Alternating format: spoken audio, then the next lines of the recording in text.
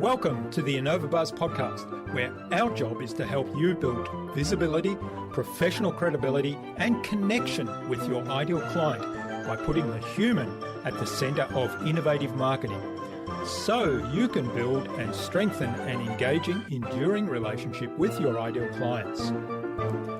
I'm Jürgen Strauss from InnovaBuzz, and I'm honored that you're here with me. If you haven't joined our wonderful marketing transformation community yet, go to innovabiz.co and collect your free gift as well. Do subscribe to the show and also leave a review because it helps others find us. Let's get into today's masterclass on this InnovaBuzz podcast.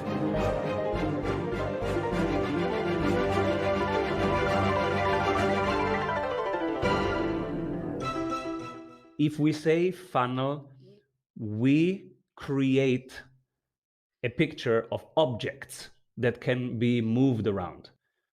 And if you call them leads, if you call them prospects, you are objectifying human beings. We are people, and we are talking about people. So it's a human relation. It's real. You would never call your friends leads. You would never, like your wife before you marry her, you would not say she's a prospect. So why? Because it's not appropriate. That's not how you really live your life.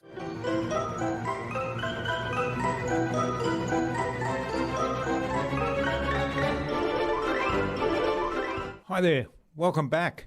I hope you've had an awesome week so far. If you haven't listened to my recent conversations yet with Marcel McCarthy of 1-2 and personal branding expert Tamara Glick, then do check them out. But listen to this episode first. I'm really excited to have on the InnovaBuzz podcast as my guest today, Simon Severino. He's the CEO of Strategy Sprints, Europe's leading remote growth advisory business. His certified strategy sprint coaches deliver one thing: double the revenue of service-based businesses in 90 days. Simon has been a strategy advisor for F500 boards from New York to Beijing. He's host of the Strategy Show podcast, and he teaches growth strategy in select business schools. In our discussion today, Simon talked to me about our shared dislike of the word funnels, as we both believe it's about people and the impact we have on people. We talked about his value ladder, which is definitely a better model, and that we need to earn the next rung on the value ladder. And we talked about the power of focus. Without further ado, then, let's fly into the hive and get the buzz from Simon Severino.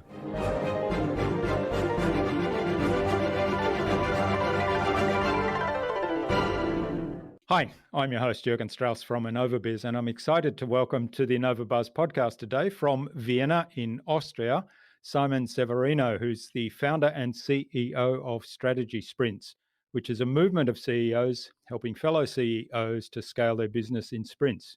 Welcome to the InnovaBuzz podcast, Simon. It's a real privilege to have you as my guest. Hey, Jürgen, great to be here. Hello, everybody. Most businesses, and I read this on your website, you say most businesses waste time on marketing, waste time and money on marketing because they're focusing so much on getting more leads and they don't worry too much about what happens to those leads when they come into their so-called funnel, which is something that I'm kind of a bit dubious about, this idea of the funnel. But more leads often is not what they need. They actually need people to sign up for their business, whatever that might be. So they actually need to convert the leads that are coming in. And some of that underpins the philosophy of your sprint strategy. So I'm really keen to dig into that, obviously, but before we do that, how did you come up with this whole concept of strategy sprints? I love that you also are ambivalent about the word funnel. It's forbidden in our company. I have forbidden to say funnel. We call it festival. We have to go there also later. But let's start from the beginning. Yeah. So 17 years ago, I was doing strategy advisory with the goal of helping business owners grow their companies. And I did it for the big ones. So the big names that you know, we were doing strategy ideation, execution for the big brands. And what I learned that I then transposed to the smaller ones like myself because they really need it. They need the processes early. They need the industrialization as early as possible because they get entangled in the things that they love doing, but they need to step out of that and instead of keep building products, they need to step into building the company instead of the products. And that's a hard transition. And I wanted to help these people get to that transition in a modern way without waiting for the coach, without flying, without workshops. I hate workshops. When I have to be 8 hours, I have made many millions via workshops. But it's not natural to work for 8 hours sitting and talking. So the sprint methodology is the complete opposite. There is no talking, there is building. So no prototype, no meeting. You build stuff, you go out there, you test it 5 times, you come back with the data, with the results, and we move it from there. But no committees, no big discussion around theoretical stuff. We build it, we test it 5 times, the market will tell, the numbers will tell, and then we decide from there and we move on in short cycles, like life is. So you are an entrepreneur, you need 15, 16 decisions today. We help you be there. So we have coaches, sprint coaches, that are there for you 15 times a day for very short sequences instead of in 3 weeks, we will have a 2 days workshop. That's fascinating. So how does the process work then, the sprint process? Yeah, so when a business owner comes, usually either they need a revenue boost or they need better delegation and scaling. So they have hit a plateau. They are doing per month around $30,000, $50,000, $60,000, and they have hit a plateau. And now they realize that they are the bottleneck. They are the main reason why their company cannot grow. They are still consulting themselves. They are still doing the operations, the fulfillment. Yeah, but Simon, it's about me. So this is how it starts. And so we have to help them see that it's not about them, it's about the impact. And the impact can be done via the methodology, not just via the person. You need the relationship, but it's not dependent on you. It's dependent on the journey of the client. And you can structure that journey with your knowledge, with your experience, with your tools. So we have built this topography and we help them. The first week, we free them up from the weeds. We free up 10 to 14 hours from their week. We do a time analysis. We see what gives them energy, takes energy, is neutral, what can be delegated, cut, and systemized. And so we find 10 to 14 hours that are not spent on growth tasks. They are spent, for example, on marketing, but marketing is not a growth task. Something is a growth task if it has a high leverage and an impact. And marketing usually has an impact 6 months later, so we don't count that. We only count things that have an impact now.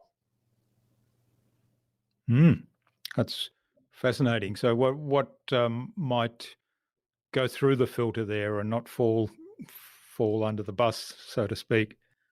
Whatever has an impact in the next 7 days counts, because every 7 days we measure your 3 main metrics. So the second thing that happens is your coach goes through your numbers and processes right now, 90 minutes, and then you get a roadmap. So your 3 goals are mapped out, how we will achieve them in the next 90 days. month 1, month 2, month 3. And every week gets one focus, and the whole thing gets 3 numbers: a primary metric that's around revenue, a secondary metric that's around how happy is the customer. We usually use the NPS. And then a third one, the business owner can pick depending on their context. Many pick number of email subscribers per week. Some, if they have a subscription-based business, they pick churn rate. Whatever they pick, they have 3 numbers, and every 7 days we watch this dashboard, which has just 3 numbers there. And this is how we work from there. It's completely customized. We know that we have to help them systemize. We know that we have to help them improve the offering and also communicate it better. But every 7 days, the numbers will tell us where we are and what we need to do. So you do a really intense focus on one sort of overall activity, one offer, if you like, and those 3 key metrics. Oh, yes. Yes. So at the beginning, service businesses, when they start working with us, we have a spreadsheet where we say, okay, list out all your current income streams, all your services. And we see 23 to 27 services that one agency is offering. One coach is offering 27 different things. So, of course, the first thing is to pick the winning one for the next 90 days.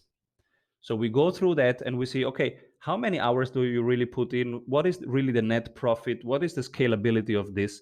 And usually, because it's your baby, you don't see it. You love all your babies, of course. But the sprint coach from the outside, he just sees the numbers on the spreadsheet. And so he will mark it yellow and say, this is the winning one. Look at the number. And then you will go like, oh my God, it's true. Why didn't I see that? It's right here in front of me. Because usually you don't run the numbers in that way. So you see the number, you know you're winning one, you will focus 90 days on that, and that's how we can improve it, scale it. That's a little bit like the 80-20 rule, isn't it? Where you kind of identify that 20% of the activities or the revenue stream that's actually bringing 80% of the results. Absolutely. The 80-20 rule is behind everything we do. All right. So let's go back to funnels. You kind of smiled and jumped right in when I said I don't like the idea of funnels. So tell us more about what your view is of this funnels. And you talked about festivals. Yesterday we had team meeting, and so the marketing team is showing the traction, the sales team is showing the conversion. Marketing starts and says, all right, this is the overview of our current funnel conversions. And I'm like, stop. We have to talk about this. If we say funnel, we create a picture of objects that can be moved around. And if you call them leads, if you call them prospects, you are objectifying human beings. People, we are people, and we are talking about people. So it's a human relation. It's real. You would never call your friends leads. You would never, like your wife before you marry her, you would not say she's a prospect. So why? Because it's not appropriate. That's not how you really live your life. So we call it festival just because it's fun, and because that's how we think of our community. It's a community of entrepreneurs who coach entrepreneurs, and they are not objects. They are people. You know, it's Peter, it's Kevin, it's Diana. It's real people. We know them, we like them, and we share a lot. And of course, when we do business coaching, we share a lot of who we are and what matters to us, what our values are, what we bring into the world, how we make every day, every experience a little bit better for people. This is a very human thing. This is a very real thing. And so we don't like the word funnel. And especially we don't like this picture of stuff coming in and this. And then when you see it, it looks like a chemistry situation. Come on. It's relations. It's real relationships. And it's the art of making them positive, energetic, and to open doors through that moment, because if that moment is a great moment, it opens a door for a next moment. That's how we see it. Yeah. That's wonderful. And I can assure the listener that I didn't set you up for this, or I didn't pick you because of your view here, but I think we probably were attracted to one another because we shared that view. I did an episode of my solo podcast recently where I featured Russell Brunson's new book. What's he call it? Because I think he's one of the people that popularized the term funnels, and I can't remember the exact title. It's something like funnel hacking. And I opened up the episode with, leads are actually people and funnels are actually journeys that people take. So let's change the terminology, and then extracted some of the positives, because he does talk. He has lots of good stuff to say, but I just don't like the terminology. Absolutely. Yeah. Now we call it festival. And we always try and think of a value ladder. And the ladder that goes up in terms of you have to earn that next moment. A funnel has also this idea that it's a mechanical linear order. If this happens, then that. If that happens, then this. Well, that's not how life goes. It might lead to that. It might lead to something else. That's human systems, living systems don't react A or B. They can react also C, D, or Y. So it's a bit more complex and it's a bit more dynamic. So what we try to do is, business owners, we map out how their current fulfillment is. We start by, okay, what's your work right now? What's working well? We map that out in 6 to 8 relationship stages, and we start from the middle, so from the fulfillment. Okay, what's your magic as a coach? What happens? What's your impact? What changes in your client? And from there, we say, okay, what happens next? What happens before? And we try to systemize that part and improve that part. Our goal is, because service businesses, I'm service business since 17 years. So my main problem was always every new client, every new project, I begin from scratch. So I don't get better. I get more aware. I have more knowledge. I have more tools. But what happens with them? So my big goal was, I want to be like a gardener who comes to the same place every day, makes it a little bit better. I curate the garden a little bit. I add some water, I add some minerals, I play some music. Whatever I do, I curate it a little bit. I give it a little bit of love. Every time I pass by, I make it 1% better. Now, how cool will that garden be in a couple months, in a couple years, when you see the compound effect? How cool is that garden in 10 years? How good will that earth be in 20 years? So that was my longing. I want one product, one offering, and every time I pass by, I make it a little bit better. So it really becomes art. It becomes something transformative and wonderful. And then it will sell itself, because if it's so wonderful, people will just tell their friends. So that was my assumption. Is this possible? And I went all in. I had enough runway. So I had liquidity for 2 years. And I said, people, I am going to build this.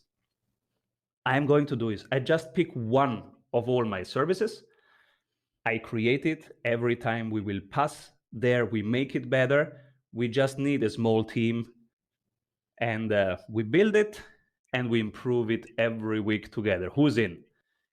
And that's how we started. And now I have one thing. It's just one coaching program. It helps only double the revenue in 90 days. Nothing else. Nothing else. One product, one price, one outcome. And every Monday, all coaches, because now I have certified strategy sprint coaches around the world, they are doing their magic. That's why I call it a festival, because Everybody of them has different superpowers. One of them was doing sales for Coca-Cola. The other one was the CEO of a retailer, etc., etc. So every single coach has a different superpower. When they come together, for me, it's like a festival. It's like I see Metallica, and the next day I see Led Zeppelin, and I am just overwhelmed by how cool they are, and about this atmosphere that is around strategy sprints. So we did it. Now we have one thing. We pass by. It gets better. We ask the NPS, Net Promoter Score. So we even get. So every day I get an email. It says what's working well, what's not working so well, what should you improve. Wonderful. Now I know what I can improve. I pass there for a couple hours. I improve it. If I cannot do it, I ask the sprinters, hey, who can do this? And then somebody says, yes, I was in e-commerce a couple years ago. I can do it. Wonderful. And so we improve it, we improve it, we improve it. And our clients, they feel the love in the kitchen. They feel that we care. Yeah, I think that's, you've touched on a lot of points there that are really important in terms of nurturing. And I love the garden analogy, nurturing your product and service and just keep making it better and focus on the one thing. Of course, you've got a result that most businesses would aspire to, but then really caring on about the client's success, and making sure that they really know you care about their success. Now, you touched on something earlier also, I think, in terms of when we were talking about the funnel, and you said, we're all humans and we want to show a little bit of why we're doing what we're doing and share some of that. I think the self-awareness part is an important part too of getting out there and building that connection. How do you factor that into what essentially you've got dashboards and you're talking about metrics, but at the same time you've got this human connection and people doing business with people philosophy. So how do you reconcile those two things? Oh, great question. So week 1, we free up 10 to 14 hours time from the operations, because now we need every week 10 to 14 hours to work on form, fit, and function of their business. And this is what we do. We work on the vision, on the positioning, on the offer, and on the execution. And then there is feedback loops from the real clients that tell us if we got it or if we need to improve something. It's quite a simple process, but it's really important that it starts with the vision. We do both visions. We do the business vision with the owner and the team. In 3 years, how does it look like? What are you bringing into the world? How do these people then go home? What do they tell their wife? What do they tell their friends?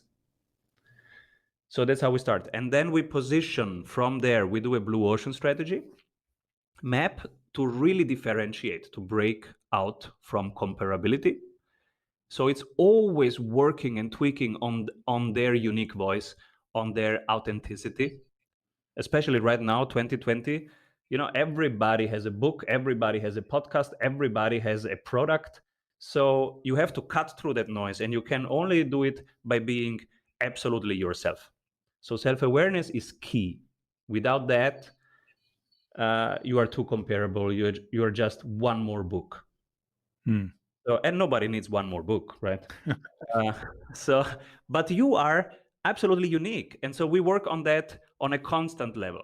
There is the NPS coming in. Clients tell us what's really working well. So we know every week, we know more about your superpowers, and we double down on them, and we help you strip away everything else.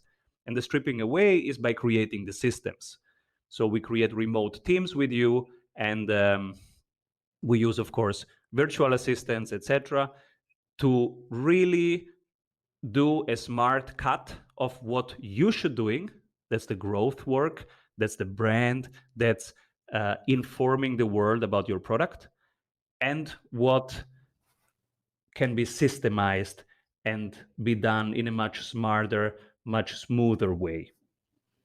All right. Now, you talked about increasing sales conversions and and that big business growth. So what's the sales process, or what are the key processes that you work on then? Once you've freed up that amount of time for the business owner, and you mentioned there that a lot of that is by getting other people on board to do routine tasks and building systems so that everybody knows how things work, and probably automating some things. How do you, what are the key processes then after that? I mean, I'm thinking sales process. How do you build the focus on those, and how do you get the conversions up then? So the sales part is the core part of month 2, and it's different with every single client. We build a different sales system according to their context, to their situation, and especially to their avatar. So to the people they serve, because it has to come from there. So who is it for? And from there, what's the perfect experience that we want to create?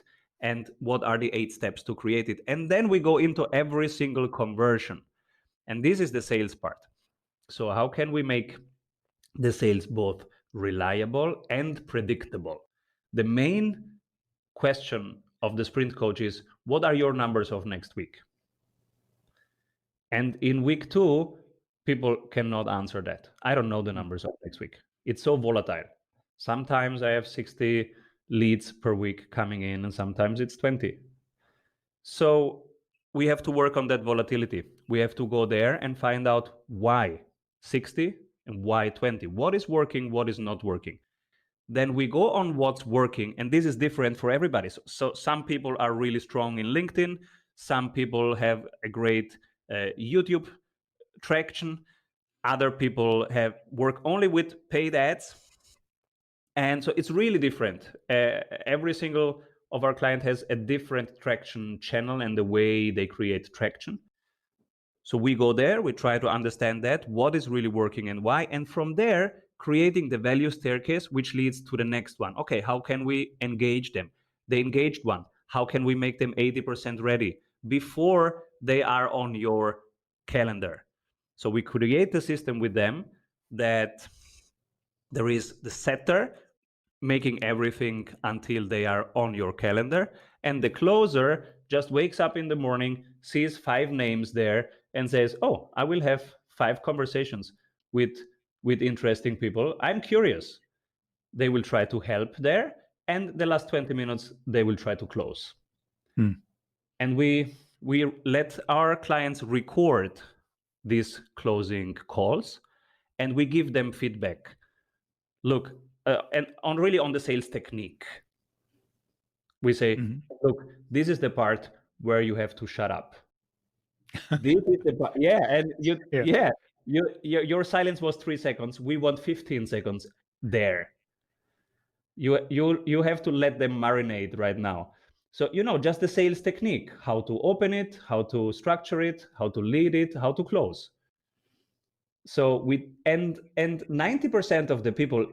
And we have a lot of people who are sales teams per se, but they learn a lot from these coaching calls and from this work critique on their videos, because it's Zoom videos, and they get really customized feedback, and that's so helpful because they change some words, they change the sales script. What we are really focusing in is the whole team will have one sales script. It is made of 10 elements. And we have very good experience with that. So it really works. And everybody has the same answer to the top 15 objections that they have collected in week 2 to 6, because they write down the objections that come in. So there is a whole process. I don't want to bore you, but so we take sales very seriously, and we have a very disciplined process to get there.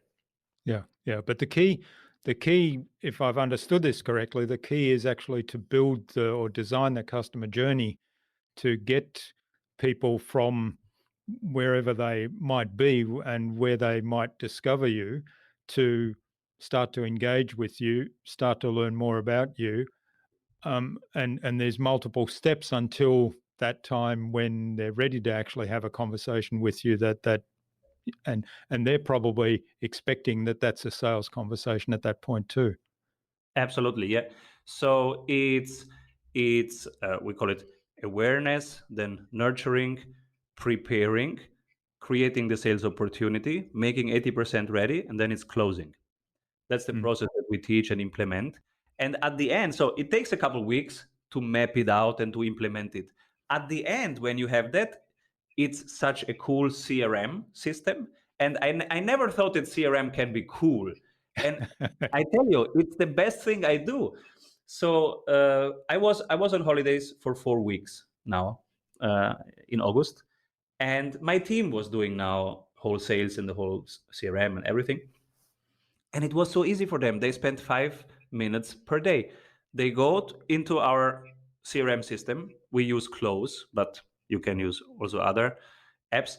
And they go in there, they say, oh, we have 67 warm leads and we have 45 hot leads. And they know exactly what to do. It's 2 clicks because we have mapped that out. Every week we have tested it and improved it. Now it's a bulletproof system. It always works. So they know exactly right now with this person that they have never seen, but the tagging system in the CRM says they have watched 3 videos, they have done these 4 things, and then they have clicked to be on the calendar. So we know the whole journey. They are very well prepared. And then the person, whoever it is, just needs to know, okay, are they at stage 3, 4, or 5? If they are at stage 3, I click the email template 3. If they are at stage 4, I click the email template 4. And then in 5 minutes, you can go through 60 warm leads and make them hot. You can go through 30 hot leads and prepare them for close.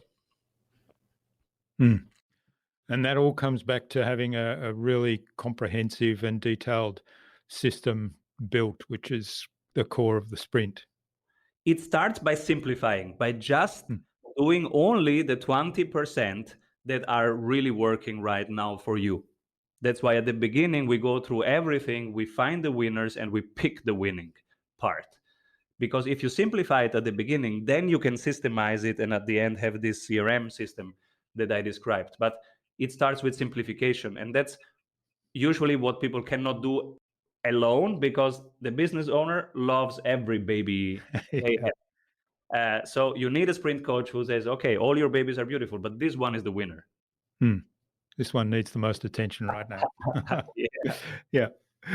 All right. Well, I love that. And I am watching the time. I know you have another call to go to. So I think, this has been wonderful. I could go on for ages, but bearing in mind that you do have another call to go on to, I think it's a good point to move on to the Buzz, which is our innovation round designed to help our audience who are primarily leaders and innovators in their field with tips from your experience. So we've talked a little bit about some of these things, but put it into the context of the innovation questions, and hopefully you'll inspire our listener to go and do something awesome today as a result.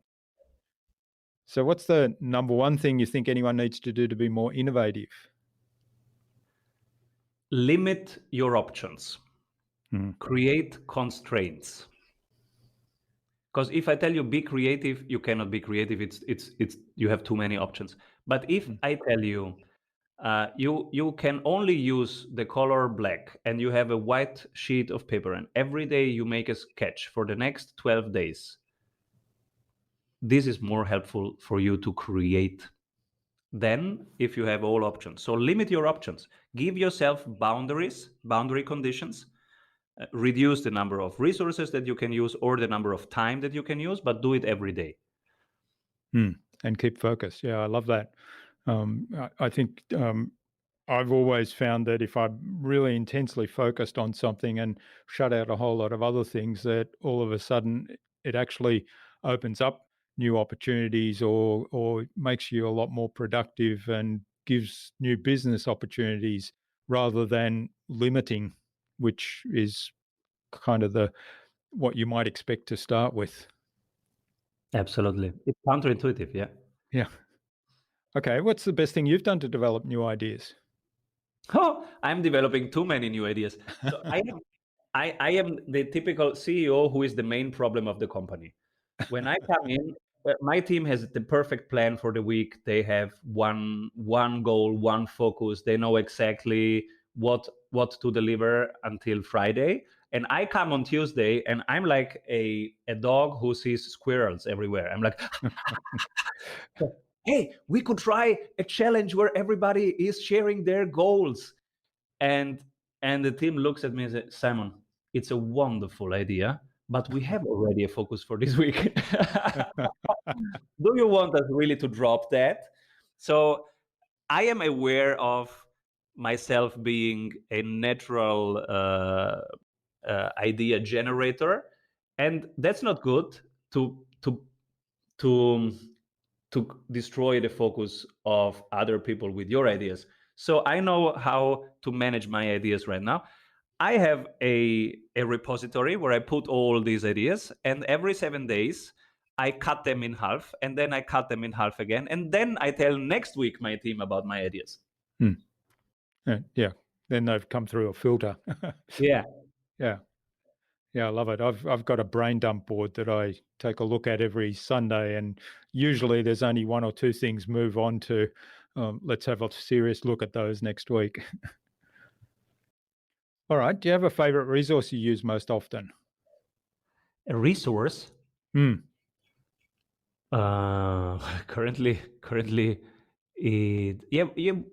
communication tools. Whatever it is for us, it's the G Suite and Zoom. That's where we live every day. So most of the work is online. 100%. Yeah. Okay, that's wonderful. That means you haven't been that seriously impacted then with the COVID situation where we haven't been able to meet in person. Well, we had a big cash crunch. In 1 week, we lost $500,000 in revenue in 1 week because it was all things that would be on a stage. Like I would be talking about strategy and growth on conferences, on stages, and all stages were gone. So that part was a serious cash crunch, but it didn't impact the general health score of our company because the coaching itself is remote. So that part was intact. But the other part where we go around and are on stages and talk about stuff, that was gone. That's right. All right. Well, hopefully that'll come back soon. Okay. Now, what's the best way to keep a client on track? I mean, you've talked about dashboards. So, oh yeah, make it small. I love the book Atomic Habits because that's wonderful. It's a wonderful book and also a great audiobook. And it describes very well exactly this principle that we live every day in the strategy sprint. Make it small and make it daily. That's it. Atomic because it's as small as possible, and habits, it's every day. So these are the two things. So in our 12 weeks coaching program, the first thing is you have 3 goals, you have 3 numbers, and every 7 days we measure these 3 numbers. So it's reducing, it's making it numerical. It's not feeling or intuition, it's numerical progress. And then the accountability part, because every 7 days your coach comes in and say, all right, what were the wins of this week? And this creates accountability. Yeah. So good data, accountability, and keeping it simple and keeping regular habits. Yeah, I love all of James Clear's work. It's brilliant. Now, you talked earlier about the amount of noise that's around these days with blogs and podcasts and social media. What's the best way we can stand out and differentiate ourselves? We do an exercise, we call it the equalizer. It's inspired by the Blue Ocean strategy, where you put together 8-9 things that you have to offer, and you compare that with your most relevant competitor and say, okay, in what are they investing? And then you decide where, if they zig, where you zag. So basically, you leave 80% to them, but you focus on the 20% where you will be number one and dominate. And then we do it. We go to the budget. So first is the equalizer. You put a ton of them down and a couple up. With that couple up, you go to your budget. You cut now all your expenses that were related to the part that you are letting go. And you increase all the expenses. Basically, what you saved on the left side, you put on the right side. So you reinvest in that one thing, which is your focus. And investing, I mean cash, people, and your attention. And that's then the budget for the next month. That's how we differentiate, and that's how we help our clients stay different, because you have to become different, but then you have to stay different. It's a constant work of staying different, not becoming vanilla like everybody else. Yeah, I like that. And it's so consistent with the whole strategy sprint structure and philosophy that you described today. And the other thing, I think you made a really important point there at the end, that you have to stay different, because if it's hugely successful, then competitors are likely to look at that and say, oh, that seems to be working, we'll do that too. And so then you have another choice to make, don't you? You either double down on that to stay number one, or you take a different tack. Exactly. That's the constant work of differentiating. And also to see through trends, because I don't know, now everybody's doing growth hacking, or everybody's doing an Instagram challenge, but it's important to see through that and see, does it contribute to my 20%, to my path? Is it relevant in my lane? Then I will pick it up. Otherwise, I don't. Yeah, that's really good advice. It's kind of the shiny new object, isn't it? Which is outside of that focus area. Exactly. All right. Well, thanks, Simon. This has been fabulous. Now, where can people find out more about you, learn more about strategy sprints, and maybe even get in touch to say thanks for what you've shared today? We have a Facebook group where the festival is having fun, and we exchange the journey. It's called Entrepreneurship in Sprints. It's a Facebook group. And our website, strategysprints.com, has even a 15 minutes exercise where you can find your current bottleneck, and in 15 minutes, know what you should focus on for the next week. And that is strategysprints.com/sales, where you can, in 15 minutes, analyze your current sales funnel and know where the one bottleneck is. Yeah, and that's well worth doing that exercise, and you might be surprised at what you find. Exactly. So do you have some parting advice for our listener today, Simon? Whatever happens, stay different and keep rolling. Love it. Yeah, keep rolling. Keep moving forward. Yeah. Okay. And finally, who else should I get on this podcast, and why?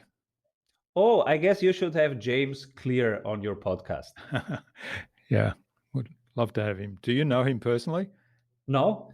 But you have such a great impact, and you resonate so much with him, and his books are great. He has a lot to offer to your audience, so I would go for him. Yeah. Okay. Well, we'll see what we can do. I'll have to start writing some reviews about his book, or mentioning him on LinkedIn, and start a conversation. All right. Well, thanks so much, Simon. This has been fun. I've really enjoyed it, and learned a lot about the strategy sprints. And there's a really clear message there around focus and identifying those areas where you have the most leverage, and really doubling down on those. And that's how you can grow your company really rapidly. And combined with the philosophy of James Clear on getting those little habits down and just keep doing them. So thanks so much, and all the best for the future, and let's stay in touch. Thank you, Jürgen. Thank you, everybody. Keep rolling.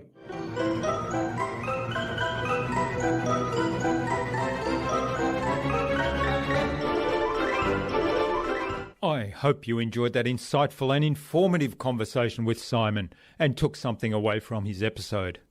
The idea of 90-day strategy sprints focused on really specific outcomes and a limited number of goals to move your business forward exponentially was what stood out for me. I'd love to know what you took away from Simon's episode.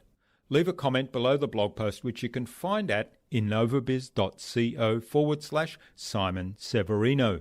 That is SIMONSEVERINO. All lowercase, all one word, innovabiz.co/Simon Severino. There you'll also find contact information for getting in touch with Simon, as well as links to the Strategy Sprints website, to the Strategy Show podcast, his social media pages, and the other resources we spoke about in our conversation today. Simon suggested that we have a conversation with James Clear, author of Atomic Habits, on a future InnovaBuzz podcast.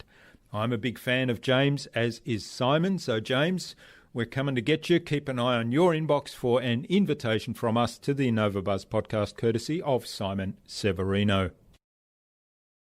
Tune in again to the next episodes of the InnovaBuzz podcast. We've got yet more fantastic guests lined up, including leadership consultant and author of Visual Leadership, Todd Churches, and co-author of Dealing with People You Can't Stand, Rick Kirshner. Thanks for listening to this episode. Make sure you subscribe to the show to be reminded of new episodes. It's free to subscribe. Leave a review if you like. Even if you don't like me, I'm okay with that. I'm asking you to leave a review because it helps other people find this show. Go to innovabiz.co to join our marketing transformation community and access a free gift my team and I made for you. It's the Marketing Master Mini Class. We want to give you everything you need to transform your marketing into a human-centered, relationship-focused growth engine. Until next time, I'm Jürgen Strauss from InnovaBiz. Remember, be awesome and keep innovating.